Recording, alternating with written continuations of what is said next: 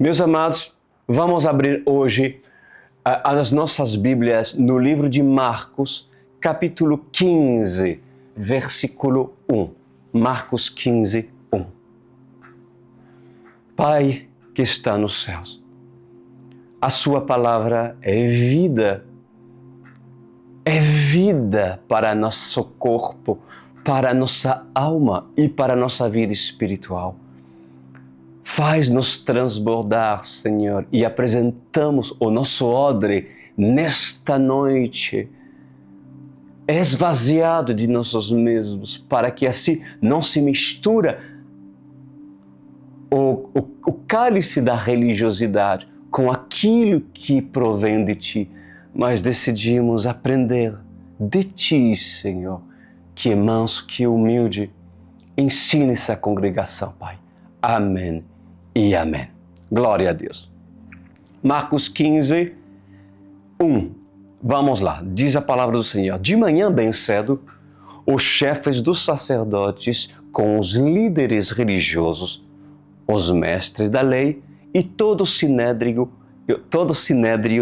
chegaram a uma decisão. Amarrando Jesus, o levaram e o entregaram a Pilatos. Você é rei dos judeus? Perguntou Pilatos. Tu o dizes, respondeu Jesus. E os chefes dos sacerdotes o acusavam de muitas coisas. Bom, a amada igreja, diz a palavra do Senhor que todo o sinédrio, eu digo todo o sinédrio, os líderes religiosos, os mestres da lei, se reuniram para tomar uma decisão de como levar adiante as acusações contra Jesus. Você sabe o que significa todo o sinédrio contra um homem? Todo o sinédrio entraram em comum acordo e numa decisão de prender Jesus e levá-lo até Pilatos. Que mal ele fez? Barrabás cometeu homicídios. Barrabás era um ímpio. Barrabás, meus amados, cometeu atrocidade. Barrabás não somente roubava, mas cometia latrocínios, roubo seguido de morte, crueldade e barbarice. Barrabás não tinha compaixão. Barrabás era um homem sem amor e aos olhos dos fariseus era mais fácil inocentar Barrabás do que aquele que falava contra a religiosidade. Jesus falava contra a religiosidade. Agora, consegues entender o nível que um religioso é capaz de chegar para defender as suas próprias convicções, para defender o seu pecado, defender a sua maldade? Consegue entender o nível que um religioso é capaz de chegar? Pois, quando o religioso ele é confrontado, amada igreja, na sua religiosidade, escuta o que eu vou falar agora. Quando um religioso é confrontado na sua própria religiosidade, ele tem os mesmos sentimentos de uma mulher traída e abusada pelo seu esposo. O desejo dessa mulher é a vingança pelos abusos. E quando ela descobre a traição, ela pretende vingar-se do seu marido. Assim age um religioso. Uma mulher traída, que não tem os princípios do Evangelho, meus amados, torna-se uma mulher vingativa, uma mulher cheia de mágoa, uma mulher dura e insensível. Pois é exatamente isso que um religioso é quando é confrontado na sua religiosidade. Com sentimento de traição, desprezo e abandono, principalmente quando se ama, principalmente quando tem ídolos, principalmente quando o religioso defende veementemente as suas convicções religiosas. Você já tentou dialogar com um muçulmano, um católico fervoroso, um budista ou um evangélico religioso convicto, um teólogo? Tentem dialogar com esses e vejam como a religião está acima do próprio Deus, do principal Deus. Então, meus amados, os religiosos, os chefes dos sacerdotes, os mestres da lei do Sinédrio levaram Jesus a Pilatos. E Pilatos perguntou: você é o rei dos judeus? Tu dizes, disse Jesus. E os chefes dos sacerdotes os acusavam de muitas coisas. Então Pilatos lhe perguntou novamente: você não vai responder? Veja de quantas coisas o estão acusando. Mas Jesus não respondeu nada. E Pilatos ficou impressionado. Por ocasião da festa, era costume soltar um prisioneiro que o povo pedisse. Um homem chamado Barrabás estava na prisão com os rebeldes que haviam cometido assassinato durante uma rebelião. A multidão chegou e pediu a Pilatos que lhe fizesse o que costumava fazer. Vocês querem que eu solte o rei dos judeus? Perguntou Pilatos. Sabendo que fora por inveja que os chefes dos sacerdotes lhe haviam entregado Jesus. Mas os chefes dos sacerdotes incitaram a multidão a pedir que Pilatos, ao contrário, soltasse Barrabás. Então, que farei com aquele a quem vocês chamam rei dos judeus? Perguntou-lhes Pilatos. Crucifica-o! Gritaram eles. Por quê? Que crime ele cometeu? Perguntou Pilatos. Mas eles gritavam ainda mais: crucifica-o! Desejando agradar a multidão, sublinhe isso. Desejando agradar a multidão, Pilatos soltou-lhes Barrabás, mandou açoitar Jesus e o entregou para ser crucificado. Bom, vamos lá. Pilatos, um governador, um homem responsável para trazer ordem em Jerusalém, debaixo da ordem de Roma, decidiu ouvir a voz do povo. Agora, escutem bem o que eu vou lhe falar por parte do Senhor. Há muitos líderes, sejam políticos ou religiosos, que estão ouvindo a voz do povo. Esses fazem de tudo para agradar homens e agradar o Sinédrio, colocando-se contra homens de Deus. E o testemunho de vida de Jesus Cristo, para eles, não era suficiente. Agora eu vou falar algo para vocês. O testemunho de vida de homens como eu, Pastor Lucas e muitos outros homens que servem a Deus dentro desse ministério para um religioso não é suficiente. Quer saber por quê? Eu vou lhe falar por quê.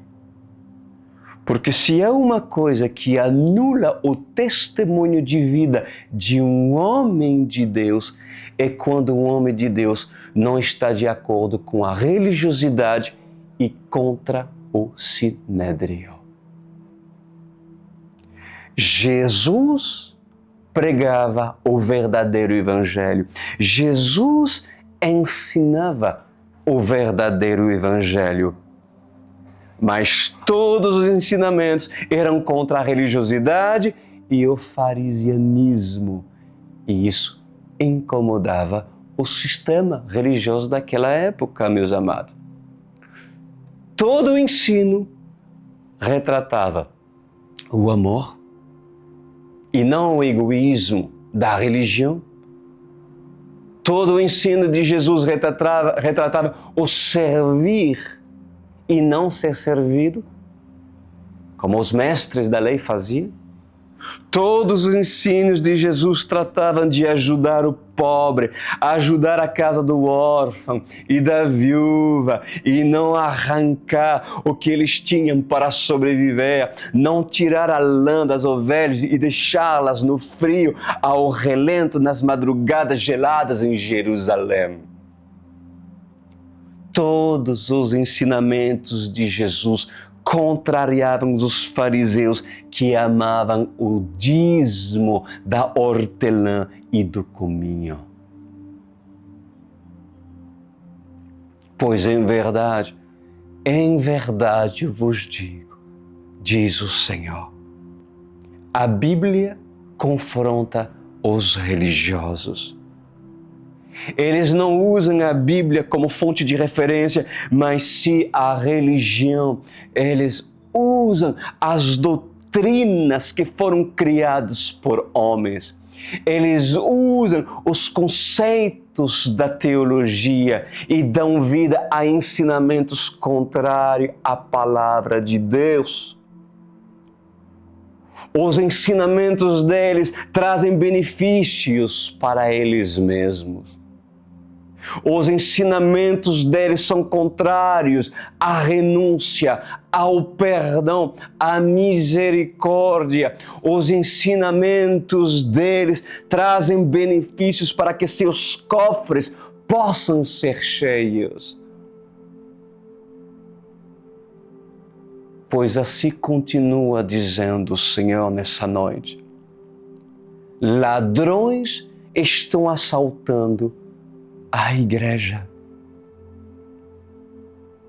Ladrões estão roubando a viúva.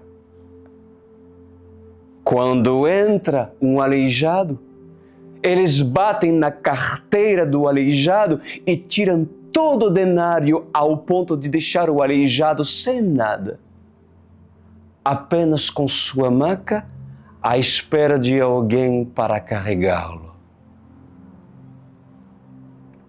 Pois em verdade vos digo, diz o Senhor, é exatamente isso que está acontecendo nas congregações brasileiras.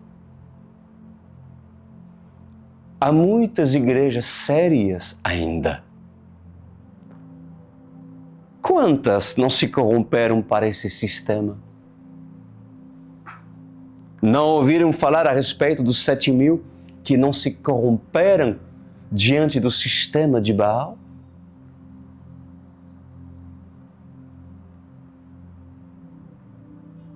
Vou lhe falar algo. Há muitos homens que estão escondidos. Pois através dessa palavra eu convoco todos os remanescentes, todos os profetas que foram escondidos por causa da procura, da insistência e da perseguição de Jezabel. Pois eu vos digo para esses: saem das suas cavernas, levanta suas bandeiras, porque o Deus Sabaoth está conosco.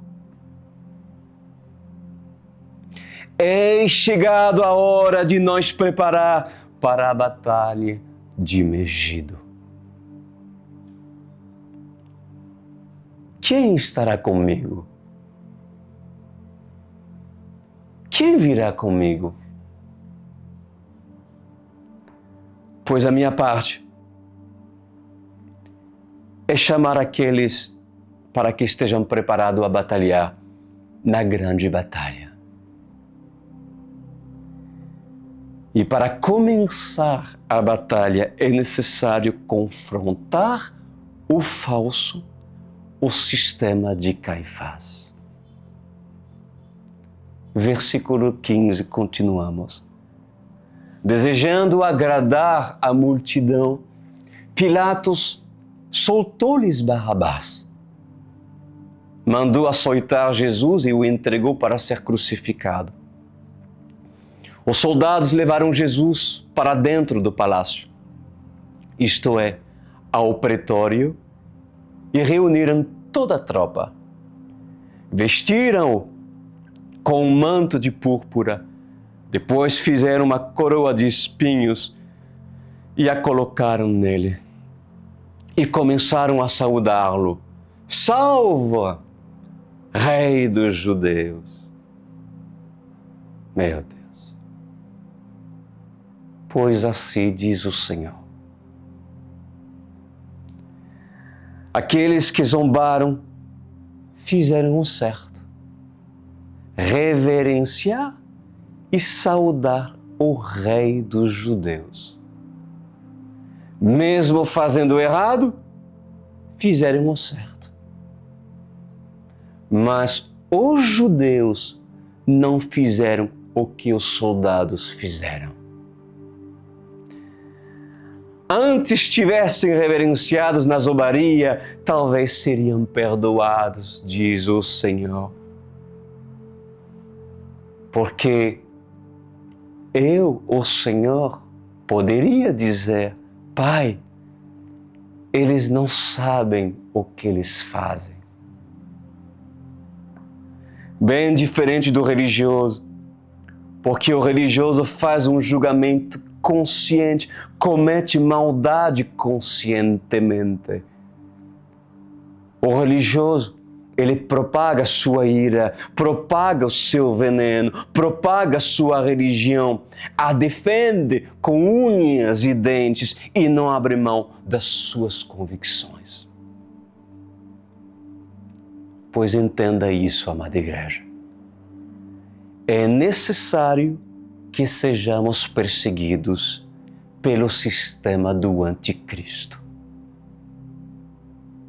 Ouviram?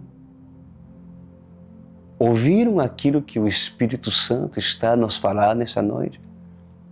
É necessário que sejamos perseguidos pelo sistema do anticristo.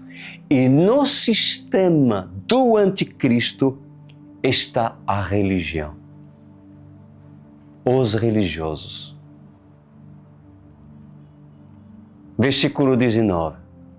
Batiram-lhe na cabeça com uma vara e cuspiram nele. Ajoelhavam-se e lhe prestavam adoração. Depois de terem zombado dele, tiraram-lhe um manto de púrpura e vestiram-lhe suas próprias roupas. Então o levaram para fora a fim de crucificá-lo. Certo homem de Cirene, chamado Simão, pai de Alessandre e de Rufo, passava por ali. Chegando do campo, eles o forçaram a carregar a cruz. Levaram Jesus ao lugar chamado Gólgota, que quer dizer lugar da caveira. Então lhe deram vinho misturado com mirra, mas ele não bebeu. E o crucificaram. Dividindo as roupas dele, tiraram sorte para saber com o que cada um iria ficar. Eram 9 horas da manhã quando o crucificaram. E assim estava escrito na acusação contra ele: o Rei dos Judeus. Antes de falarmos sobre a crucificação, meus amados, sobre a maldição levada sobre a cruz, iremos falar sobre os judeus. Rei dos Judeus estava escrito propositalmente por Roma, que deu esse comando. Uau! Os judeus, até os dias de hoje, eles guardam a lei de Moisés, muitos já sabem disso, mas não se estranha aquilo que eu vou lhe falar neste momento. Não se divulga, não se expõe publicamente, mas muitos judeus, principalmente os ortodoxos, os radicais, até o dia de hoje, fazem sacrifícios, como assim nos tempos de Moisés. Porque eles não acreditam que Jesus Cristo foi o sacrifício pascual. Então, até o dia de hoje, no culto, eles fazem. Por que eles fazem o culto? Porque já sabemos, existe já rixas contra os judeus, perseguição contra os judeus. E expor a matança de animais, de sacrifício a Deus de animais, isso provocaria o quê? Retaliações, muitas retaliações, principalmente nos dias de hoje. Eles guardam a lei de Moisés, mas não creem na salvação por intermédio do Filho de Deus, Yeshua. E esse sacrifício, o que representa aos olhos de Deus? Sacrifícios de tolos. Os judeus negaram Jesus Cristo. Os judeus os consideram como porco. Os judeus não aceitam que Jesus Cristo é o Filho de Deus. Os judeus ficaram decepcionados em ouvir falar de um carpinteiro que poderia ser o Filho de Deus. Os judeus ficaram decepcionados em ouvir falar que uma mulher de um povoado muito simples deu à luz ao Filho de Deus. O que é o Espírito Santo para os judeus? Pois assim diz o Senhor. Em verdade, alguns judeus na entrada triunfal em Jerusalém me reconheceram e me exaltaram. Alguns judeus se converteram e tornaram-se meus seguidores, mas a maioria não me reconheceram, diz o Senhor. Até o dia de hoje, esperam para que o Messias passe pela porta dourada. Até o dia de hoje, olham para a porta dourada e dizem: a qualquer momento, o nosso Redentor passará por ela. Ela vai ter que se abrir. O árabe, quando olha para a porta dourada, principalmente os antigos, eles dizem: não haverá outro profeta a não ser Maomé. Ninguém passará pela porta. E os judeus esperam com muito fervor em seus corações. Eles nascem, deixam com que a tradição tome conta das suas aparências, das suas vestes, do seu estilo de vida e dos seus estudos religiosos. A tradição faz com que um judeu seja marcado como um povo muito diferente na terra. Depois de adultos, se dão em casamento, constroem famílias, adquirem riquezas e por fim envelhecem e morrem, diz o Senhor. E os que ficam dizem: o meu pai já se foi, o meu avô já se foi, o meu bisavô também já se foi, e em breve eu também irei. E ainda não vimos o Messias passar pela porta dourada. Pois nessa noite eu vos digo, o Senhor, o nosso Salvador, já veio. O Espírito Santo de Deus usou uma mulher e o nosso Senhor já passou pela porta dourada. Quando ele entrou em Jerusalém, ele apenas trouxe o significado profético dos reis entrando em Sião, em Jerusalém, montado sobre um jumentinho. Assim como fez o rei Davi, assim também o descendente Davi fez. Mas Davi não viu o seu descendente. Mas Davi olhou do alto para o seu descendente. Entenderam o que o Senhor está a dizer? Eu vou repetir. Davi não viu o seu descendente, mas Davi olhou do alto para o seu descendente. Davi, o rei, não viu o seu descendente Yeshua, mas Davi, o rei dos reis, o pai, viu o seu descendente entrando em Sião, em Jerusalém. Muitos do povo que lá estavam começaram a seguir Jesus. Outros negaram Jesus. Outros foram apenas simpatizantes do Evangelho de Jesus. Quer saber?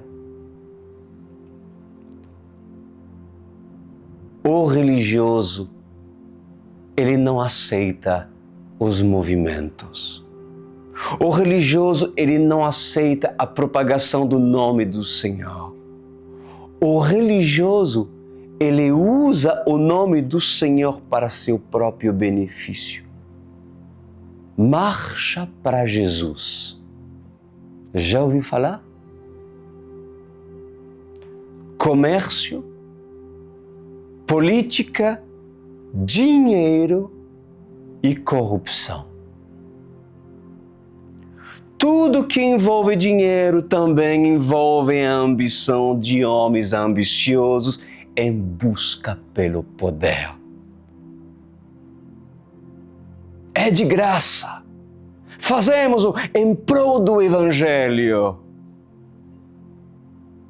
Não é de graça. É dinheiro público que sai do cofre do governo para uma instituição.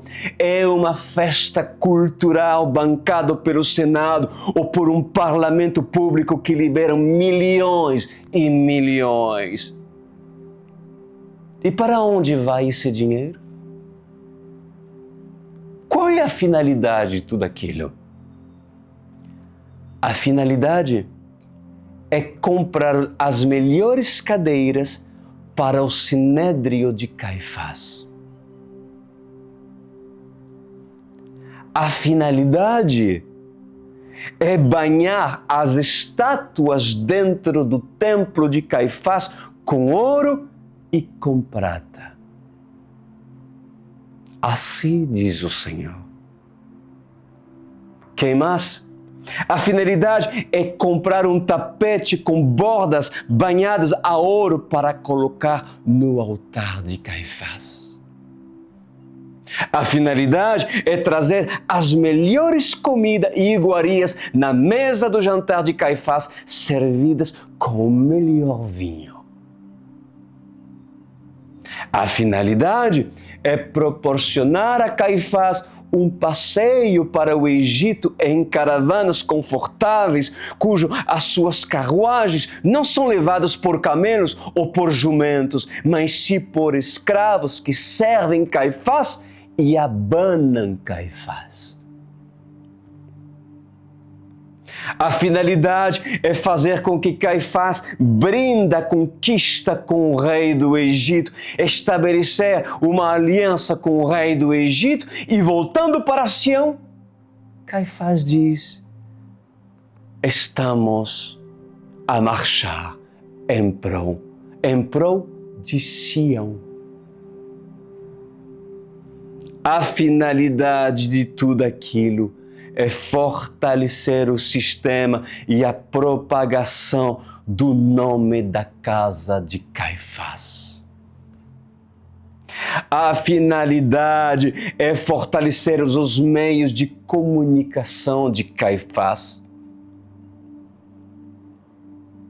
Afinal, a mídia tem que ser paga afinal, a mídia deve ser paga pelo dinheiro público que Caifás recebe do Egito.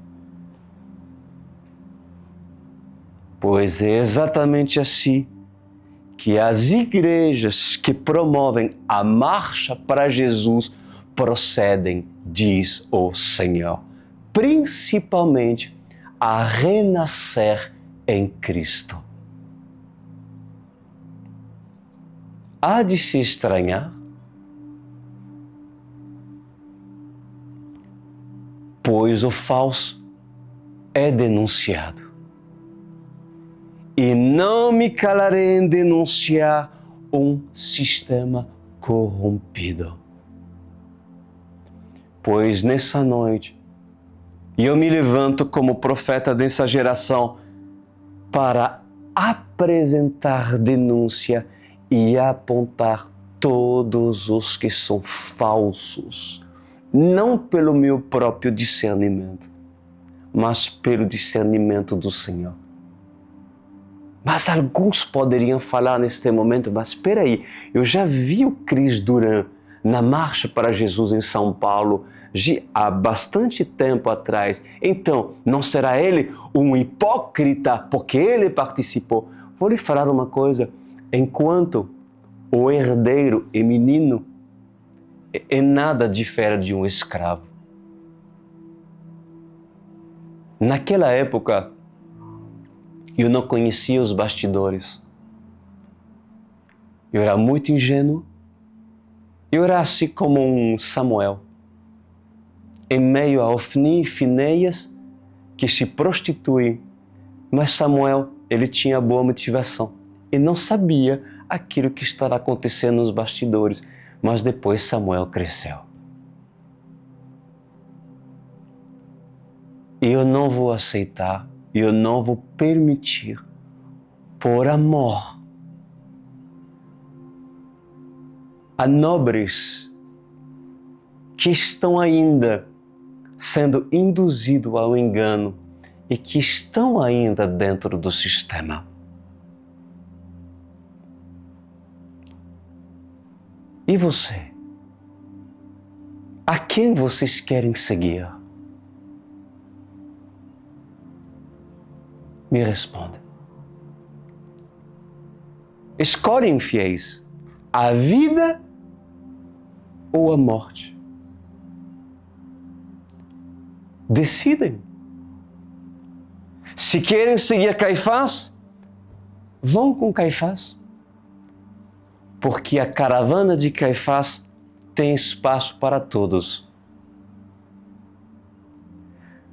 Mas, se você quer seguir o carpinteiro de Nazaré, então vem para a Via Dolorosa e lamenta o dia da crucificação. Mas regozijem-se, pelo dia da ressurreição. Assim diz o Senhor.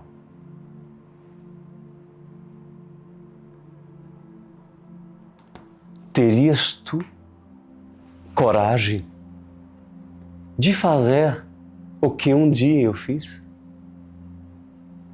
Enquanto você está na ignorância, a misericórdia do Senhor opera.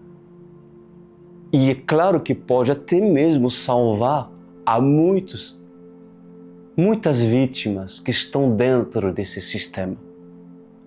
Porque na sua particularidade agradam a Deus. E não sabem, e não conhecem dos bastidores. Mas foi necessário, no decorrer desses 20 e poucos anos de ministério, eu percorrer em tantos lugares, tantas cidades, tantos ministérios e perceber a realidade que é para chorar. E se eu posso salvar alguns, abrir os olhos de muito, então que hoje essas pessoas, conhecendo os meus testemunhos de vida, já conhecendo o traços, aquilo que eu deixei durante esses anos como testemunho, acreditem em mim. Acreditem o quanto há roubo, falsidade, interesse nesse sistema corrompido da religião evangélica. Terias tu coragem de sair do acampamento de Corá e ir no acampamento de Moisés? Terias tu coragem de dar crédito a Samuel? Quando Samuel cresce e diz: fomos enganados por 2 líderes apóstolos da época, corruptos, prostitutos, mentirosos. Darias tu crédito a Samuel?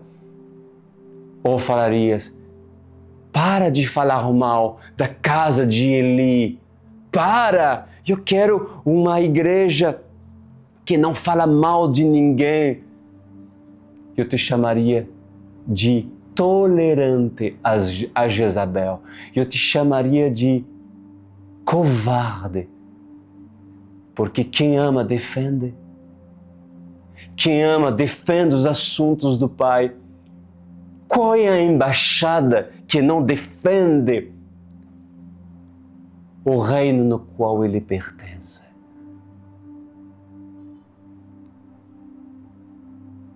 Tu vais simplesmente tolerar tudo aquilo? Fechar os teus olhos? Talvez ontem o Senhor não te inculcaria, se fala em português assim, a culpa, mas hoje, por causa dessa pregação, se tu é conivente, é diferente. Sai do sistema de Roma, da Igreja Católica Romana. Sai do sistema de Caifás, evangélico, da Igreja Renascer em Cristo e muitas outras. Porque um dia eu era membro dessa igreja, sim. E eu conheço muito bem os bastidores.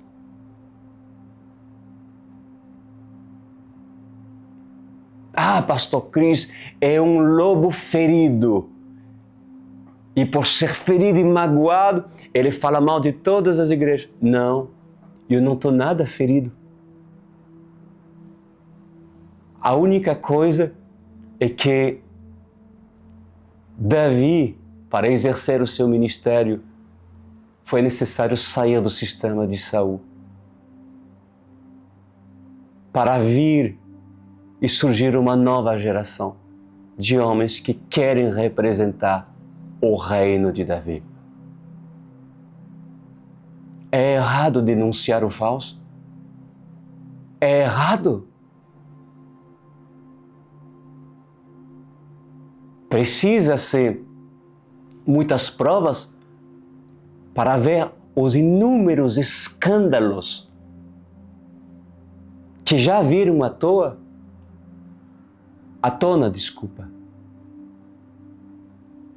para você ter a revelação de que aquilo que o pastor Cris Duran está falando é verídico, precisa ser até mesmo uma revelação do Espírito Santo, uma profecia.